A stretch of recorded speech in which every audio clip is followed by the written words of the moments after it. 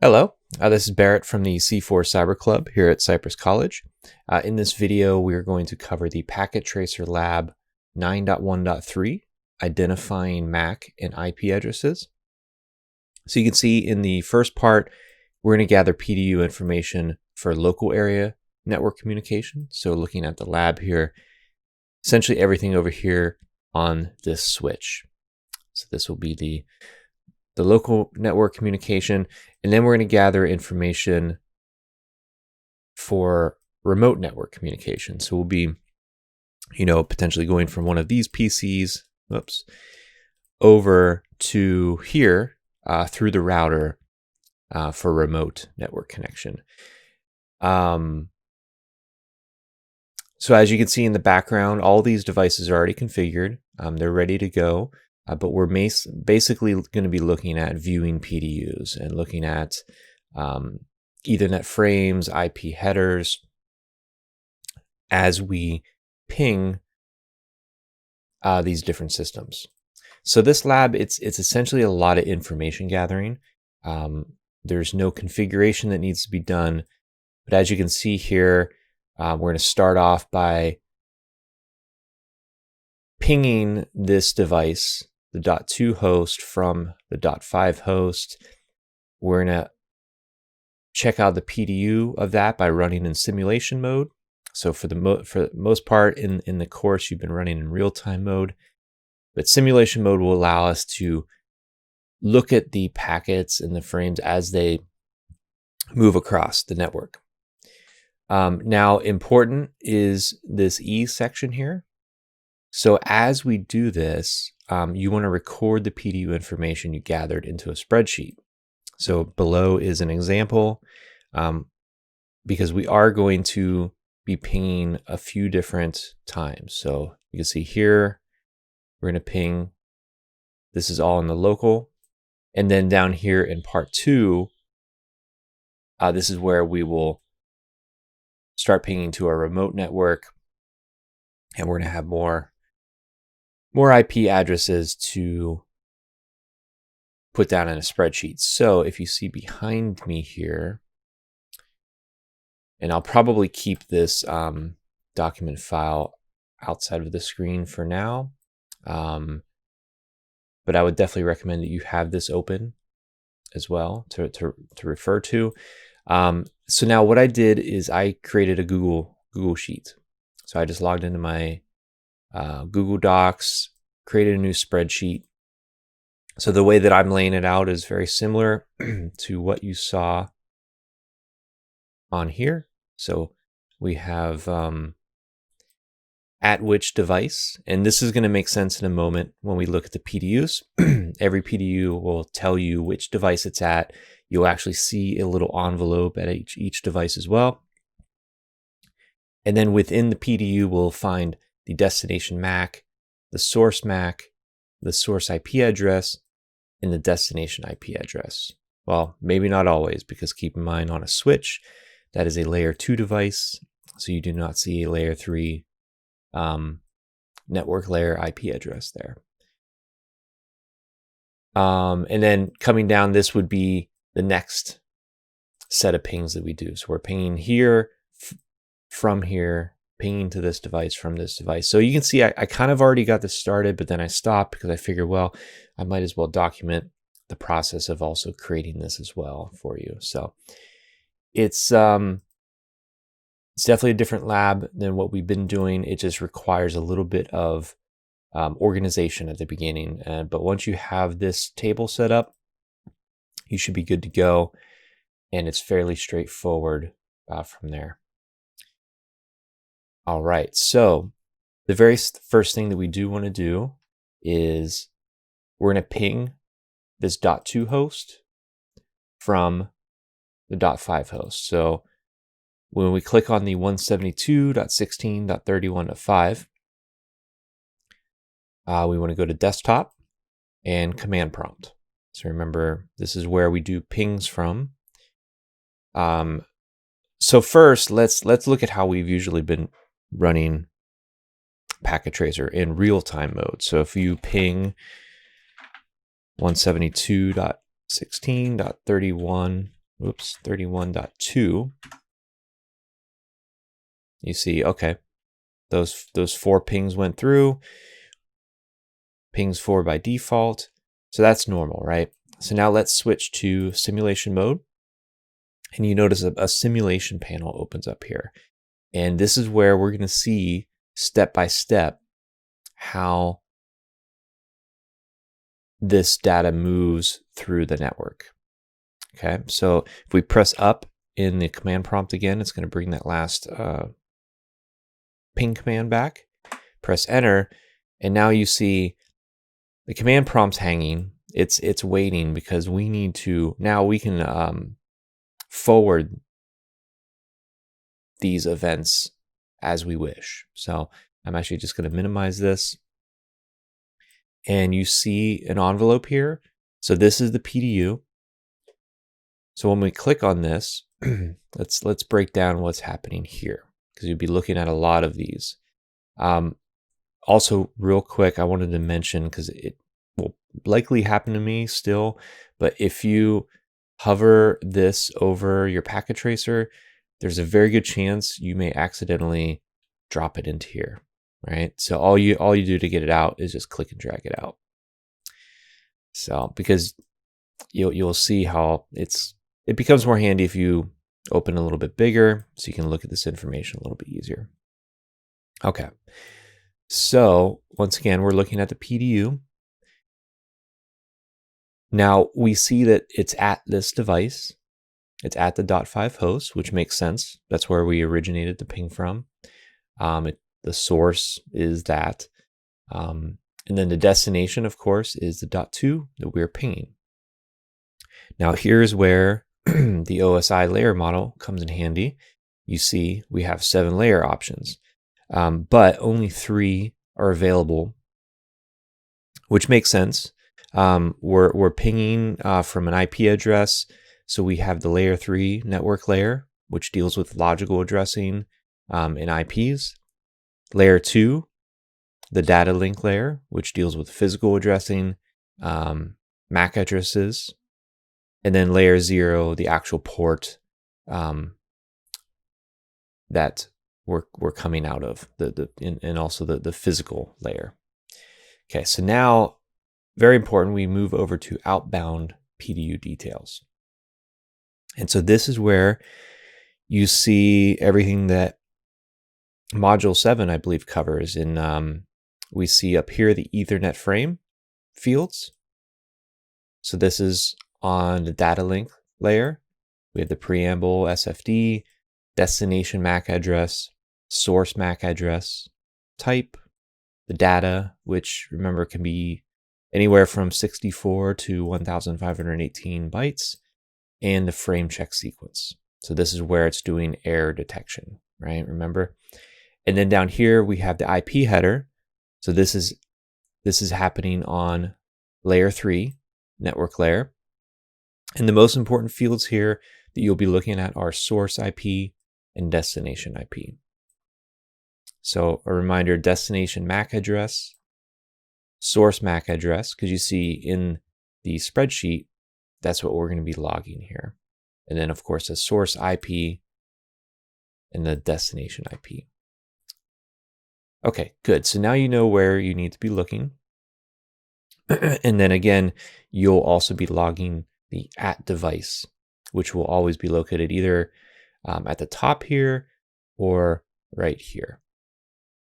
Because as this moves through the network, this will change. Okay. So actually, looking at this very first one, you can see that it corresponds to what I've already logged here. So we're at the .5 host. The destination MAC is 00C, 85CC, 1DA7. The source MAC address is right here. The source IP, and then the destination IP is right here. Okay, so now we can close this one. So once you get that logged, you're good to go. And then we can come to the play controls and forward this to its next stop, which is at the switch. So when we open this up, very first thing you can log down, it's at device switch 1. Now, if you go to outbound, and notice that there is no layer 3 here. And so this is actually why we say the source IP, destination IP is actually NA, because there is no IP at essentially a switch is a layer 2 device. So we're mainly just looking at the destination MAC address here, which is right here, and the source MAC address, which is right here.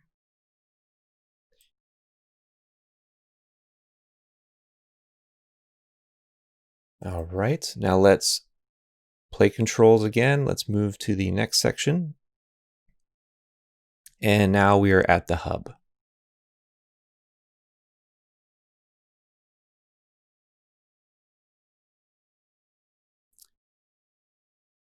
And we can see here, this is only working with layer 1, which makes sense. Remember from lectures, a hub is a dumb device. It's a layer 1 physical layer device. It just sends everything out. So we can actually probably imagine it's going to send this to both of these systems because they're both connected to the hub, even though we do know that the destination is supposed to be here. The hub does not know this. Because it's a dumb device, it does not know where this is supposed to go, but it's just going to flood out of all of its ports. So in this case, we have NA on all of these sections here. Okay. And as we guessed, it's sent out to both, and we notice this X, the blinking X on the .3 host. So I just noted in my chart that that frame was dropped because the .3 host received it and said, hey, this is not for me, so I'm just going to drop it. So we could take a look at this PDU, and now we see, okay, we're back. We have up to layer 3. Take a look at the outbound details, and then go ahead and log those as well. So we have the destination MAC right there, the source MAC address right here, the source IP, and then the destination IP. So we notice that these have swapped now because once it reached the destination. All right, so essentially the lab, let me pull this back over. So it asks for repeat this process until the PDU reaches its destination. So at this point, we can probably just switch this back to real time. So now that we've switched back to real-time mode, we will ping the .2 host from the .3 host. So the very first thing we want to do, actually, just to make sure that we don't get too much cluttered PDU information in the simulation mode, when we open the command prompt, we want to ping 172.16.31.2. So this is from the .3 host. We're pinging the .2 host. And this is just making sure it's doing all the like ARP requests and stuff that we've been learning about, because you don't want to be looking at too much information in the PDUs for this particular lab. So now that we've done that, now we can switch the simulation. And actually, I shouldn't have closed that. We stay back in the .3 device, and we're just going to ping again. Okay, so now we have the simulation mode enabled. So now we can take a look at this information. So I'm going to move this back over here, and we're going to start inputting this into our chart. All right, so we're at device.3. You can double check the destination MAC address. Okay, have that down. 0060 for the source. Have that down. The source IP address makes sense. It's at that device. And this is where we sent it to the .2. Okay. So let's go ahead and forward this. All right, we are now at the hub. Once again, this is a dumb device, a layer 1 device only. So all of these are going to be not applicable. Okay, so let's move that along. All right, we see it splitting up because the hub, remember, it sends out of all of its ports. And here we are getting a dropped packet. So we can actually say switch 1 dropped. Whoops. I'm going to copy that. I'm going to make sure all of these are centered. There we go. Now down here, we could say, okay, it is at device 31.2. This is our destination. Taking a look at the outbound. All right. So you can actually copy from here, and then we could paste it in here. No, maybe not. No, didn't want to do that for me. Okay. Tell you what, sorry for the confusion too. I was using colons up here. Just so there's no confusion, you can also use the periods. That is okay. Okay, .2849. Okay, so that is the destination. Here we have the source MAC address. Yep, see, I knew it would happen. So if that happens, you could just click and drag it right back out. It's the tricky thing with this lab is just getting it formatted properly. Okay, here we go. 000C.85cc.1DA7. Okay. And now we see the source IP. So now that we're at the destination, this flips, this swaps, right?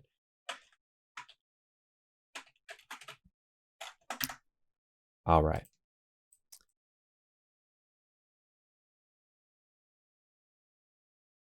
So that should be it for this one because we have reached the destination. So we can, let's swap back to real-time mode. Now we are pinging the .4 host from the .5. So I'm just going to copy this so I get my coloring. And I'm just going to alter this. So we're going to ping the .4 host from the .5 host. Okay. And then I'm going to go ahead and copy this line as well. So feel free to follow my lead on the layout. I think it'll definitely come in handy once we get to the questions. All right, so now we want to click on the .5, go to command prompt. Remember, stay in real-time mode for this first ping. So ping 172.16.31.4. All right, so now that that has gone through, let's go ahead and turn simulation mode back on. And remember, you could just press the up arrow to bring that ping command back. Okay, so now we're in business here. I'm going to minimize that. So we know that we are at device 172.16.31.5. I'm going to go ahead and open this up. outbound PDU details. Okay, destination MAC, we have it right here. So that's 000C, CF0B, BC80. Now the source, let me move this over here. I can see, there we go. 00D0, D311, C788. And now down here in the IP header, we have the IP address, the source IP, and then the destination IP. All right. We're good with this PDU. Let's go ahead and forward it along. Goes to the switch.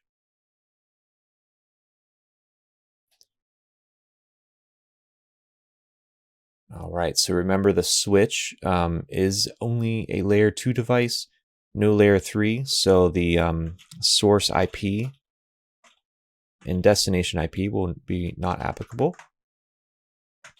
We are at switch 1 device. Now let's take a look at the PDU.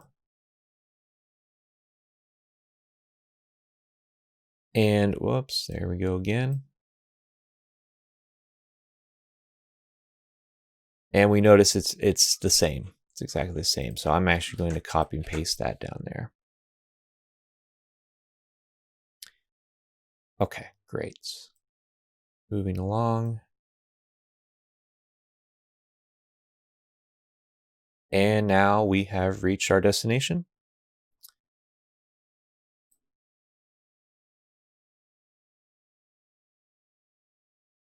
.172.16.31.4.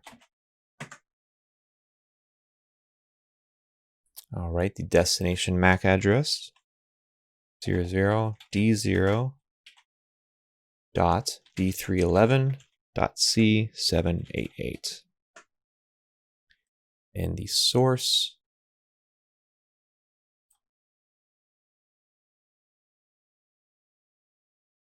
.000C, CF0B, BC80.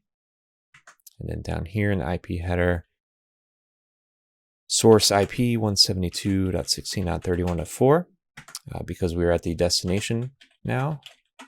So we have a swap. All right. So I'm pretty sure that completes the local network. Let's take a look. Let me bring the lab over. Okay, so we did this. So it says return to real-time mode. We'll go ahead and do that. Yeah, so now we are in part 2, gathering PDU information for the remote network communication. And so the first thing we're going to do, so we're going to ping from the .5 host all the way over to this laptop. All right, so let's go ahead and do this. First ping in real-time mode. 10.10.10.2.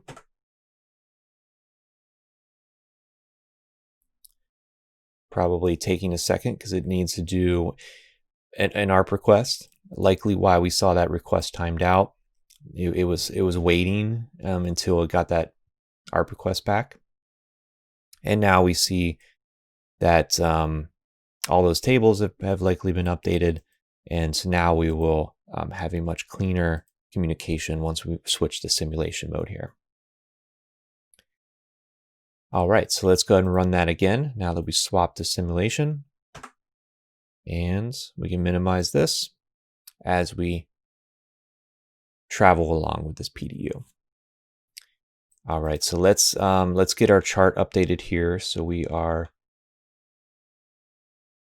pinging 10.10.10.2 from, and actually this from is exactly the same. So I'm going to bring that down here, set my color. Okay. And I'm going to pull this row down here. All right, so we are at device.5 host. And let's take a look at this PDU.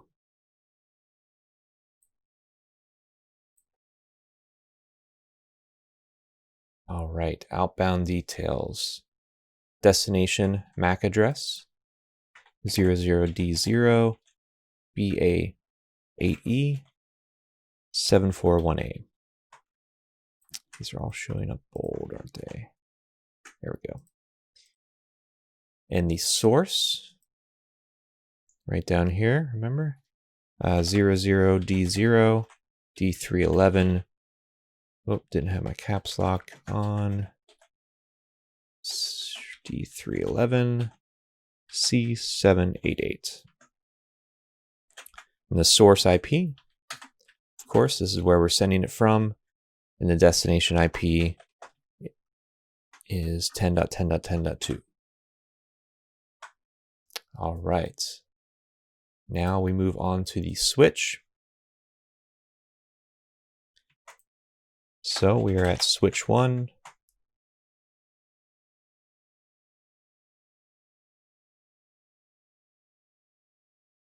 As we can probably gather, the source and destination, or I should say the destination that comes first, the destination and source are exactly the same again, and not applicable on IP because that is a layer 2 device. All right, let's keep moving. All right, so now we reach the router. So type out router for at device.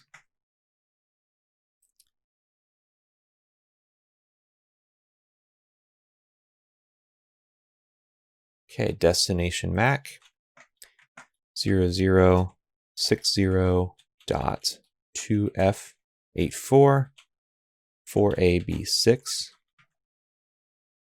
The source is over here. Gosh.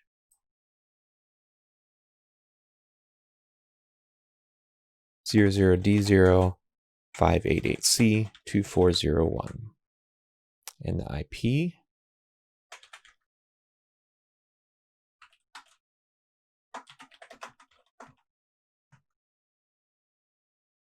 all right, so we can close this one. Let's go ahead and move it along. So now it comes to switch 0.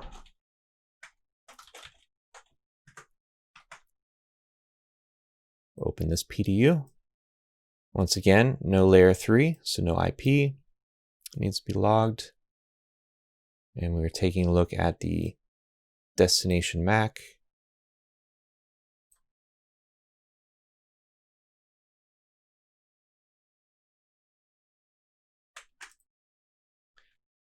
(0060) to F84 4AB6 00D0 588C, so it's exactly as it was up above. And then NA.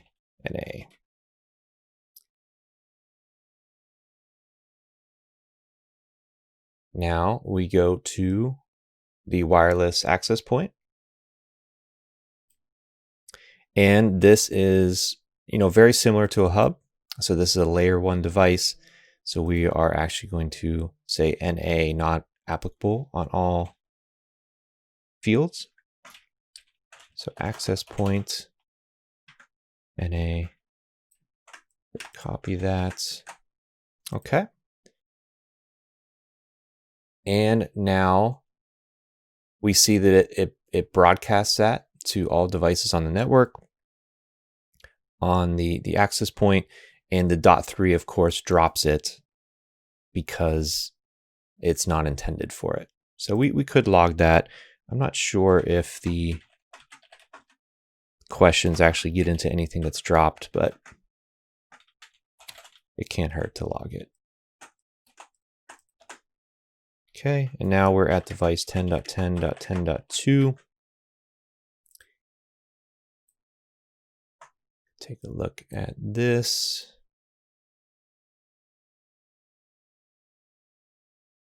Okay, so you notice that the PDU fields are a bit different because we're looking at a wireless connection coming from this laptop. The address 3 is going to be your destination MAC, and the address 2 is going to be your source MAC. And you can actually kind of figure this out by looking at the router. So you know that the destination has to be the source of the router. So this is the router's MAC address here. So of course, address 3 here, this is the destination. This is where it needs to send back to. And then we determine that this is the source MAC address as well, because this was the destination from the router. So we can actually copy from here, and these get swapped. So I know that one's probably a little tricky, but yeah, this is why it's important to take this a step at a time. Think about the way that these PDUs travel and determining all the different MAC addresses for all these different devices. So now, finally, all we have to do log is the IP. I wish there was a way to lock it so it cannot drop in there. Maybe there is. Okay, so 10.10.10.2 on the source IP, 172.16.31.5 for the destination, because it is getting ready to send back to that destination. But at this point for the lab, we're going to stop now that we've reached the destination. All right, let's see. Do we have any more on the remote?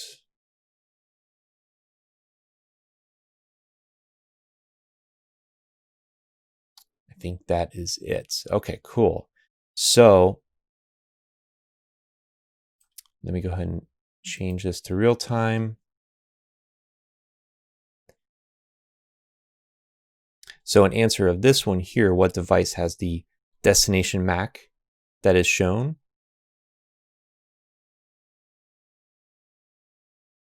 And I believe that's referring to once it reaches the destination.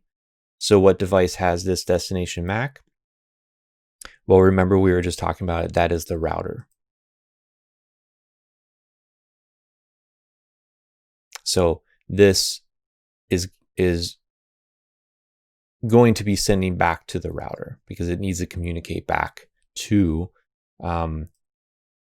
this device.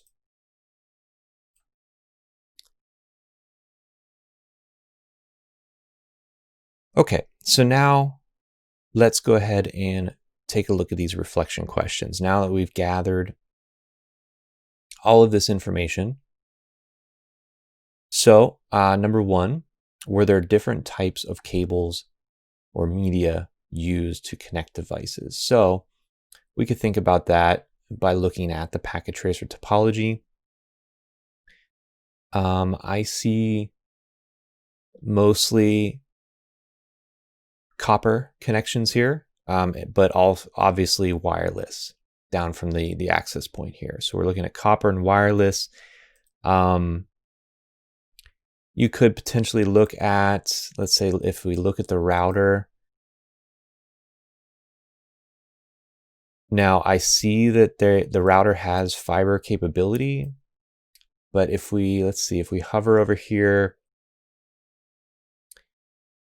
it's actually using the Fast Ethernet 00, so it's actually using copper here. So say there is fiber possibility, but we're looking like we're only seeing copper and wireless.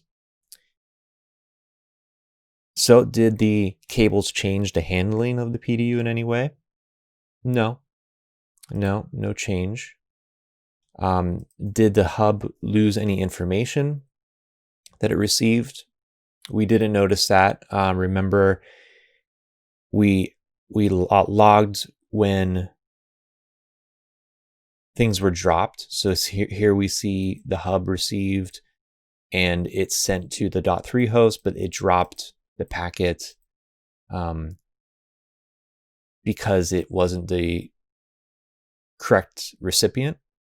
But that is not the same thing as lost, right? The hub still sent the packet as it's meant to do. So the answer to this would be no, it didn't lose any information.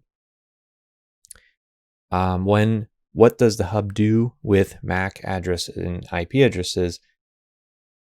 This is kind of a trick question because remember, hubs are dumb devices and they don't operate at layer 2, layer 3 levels. So the answer to that is pretty much nothing, right? Did the wireless access point do anything with the information given to it? So yes, remember when we were looking down here, once the access point forwarded to this laptop, remember when we were looking at the fields and it didn't specifically say source IP, or I'm sorry, source MAC or destination MAC. And we kind of had to do some thinking to figure out which was which. And it made sense that, okay, it's sent from the router. So this would be the destination. And then the source would be where the router was sending to, so the router's destination. So essentially, it was repackaged in those wireless 802.11 standard frames because it's working through a wireless adapter here. Okay, was any MAC or IP address lost during the wire transfer? No, we don't recall seeing any loss. What was the highest OSI layer that the hub and access point used? So remember, keep saying this, hub and the access point, they're dumb devices and they are only layer 1 devices. So layer 1 is the highest layer that they have access to. Okay, so did the hub or access point ever replicate a PDU that was rejected with a red X? Yes, we did see that. We did see replication. Okay, when examining the PDU details, which MAC address appeared first, the source or the destination? So I remember pointing this out at one point. The destination MAC will always appear first. And so leading into question 10, why would the MAC address appear in this order? Well, especially if you're using something like cut-through forwarding, where it looks for the destination MAC address first and then just forwards it along. So that's a good way. That's a way to have faster forwarding. Keep in mind, it's not always the best solution, but in general, even if you're doing store and forward, looking at that destination MAC address first allows it to move more quickly to its destination. All right, and was there a pattern to the MAC addresses in the simulation? So if we look at our charts, not necessarily. So I would essentially, the answer to this is no, there's no specific pattern happening. Did the switches ever replicate a PDU that was rejected with an X? No, the switches did not replicate any of the PDUs with the X. Every time that the PDU was sent between the 10 network and the 172 network, there was a point where the MAC address suddenly changed. So where did this occur? So we're talking about the remote connection test. So we're looking down here. So when did the MAC address suddenly change? So you can see here we're working with the same MAC addresses, and then it was at the router, right? So we see the source MAC address is now the router, Besides that, we've just been dealing with the sender and the receiving MAC addresses. But now, because it reaches the router, the frames get updated with the router's MAC address. And because the router has its MAC table updated, it knows the MAC address of 10.10.10.2. So that's where we see the destination MAC is now this. So to answer this question, where did that occur? That occurred at the router. And so which device uses MAC addresses that start with 00D0BA? Let's pull that up here. Okay, so this is the destination MAC coming from the sending device. So this must also be the router, because it knows, okay, in order for me to get to here, I need to send to the router. So it sends it through the switch to the router. So that is the device here, the router. And what devices did the other MAC addresses belong to? I mentioned it up above. Pretty much the only other MAC addresses that we are looking at through here is the sending device, like 172.16.31.5, and the receiving device, 10.10.10.2, sorry. So yeah, sender and receiver.